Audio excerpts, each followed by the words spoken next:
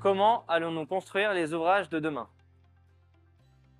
Je suis Paul Keva, diplômé d'IMT Nord Europe. J'ai réalisé mon stage de fin d'études au CEA, un centre de recherche spécialisé dans les domaines de l'énergie, de la défense et des technologies avancées. Plus précisément, j'ai intégré le laboratoire de mécanique pour la simulation des structures. En parlant de structure, le béton armé est un matériau incontournable pour le génie civil en raison de sa résistance.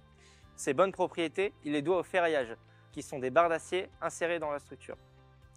Leur quantité et leur disposition sont à définir en amont de la phase chantier afin d'obtenir une solution économique et facile à mettre en œuvre. De plus, le béton armé est un matériau qui contribue à 30% des émissions de CO2 d'un projet. Il est donc primordial de tenir compte de l'empreinte carbone dès la conception.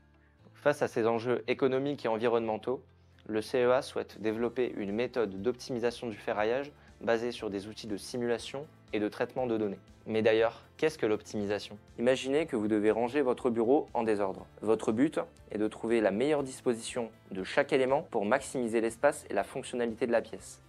Dans notre cas, l'optimisation cherche à disposer le ferraillage de la meilleure façon possible afin de réduire la matière, les coûts et l'empreinte carbone.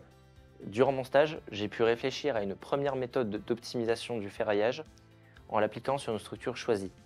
L'objectif était d'identifier et lever les premiers points bloquants rencontrés. D'abord, j'ai analysé des essais expérimentaux sur des structures simples, comme des poutres.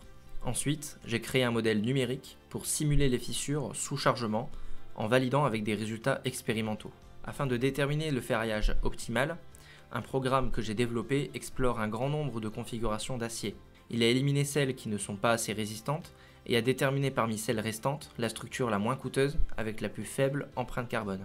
Au-delà des compétences techniques que j'ai acquises avec le soutien de mes encadrants, j'ai eu l'opportunité de collaborer avec une équipe pluridisciplinaire d'experts en simulation, en traitement statistique de données et de partenaires porteurs d'enjeux industriels. Finalement, ce stage a dépassé toutes mes attentes et a révélé ma passion pour la recherche.